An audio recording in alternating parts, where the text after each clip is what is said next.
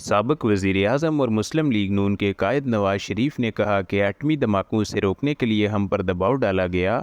جو 28 مئی 1998 کو کیا تھا وہ تھا ایبسلیوٹلی ناٹ۔ نواز شریف کا کہنا تھا کہ ہمیں تاریخ کی بہت بڑی آزمائش کا سامنا تھا۔ ایک طرف ملک کا دفاع اور دوسری طرف اربوں ڈالر کی پیشکش تھی۔ ایک طرف بڑی طاقتوں کی دھمکیاں تھیں، کہیں تو ناقابل برداشت تھیں۔ امتحان کی گھڑی میں اللہ نے ہمیں ہمت دی، درست فیصلہ کرنے کی توفیق دی۔ نواز شریف نے کہا کسی بھی اندیشے کے بغیر متعلقہ افراد کو ایٹمی دھماکوں کی تیاری کی ہدایت کی۔ ہم پر کیسے کیسے دباؤ ڈالے گئے، کیسی کیسی پیشکش کی گئی۔ اللہ کے فضل و کرم سے آج کے دن پاکستان 7ویں ایٹمی طاقت بن کر ابھرا۔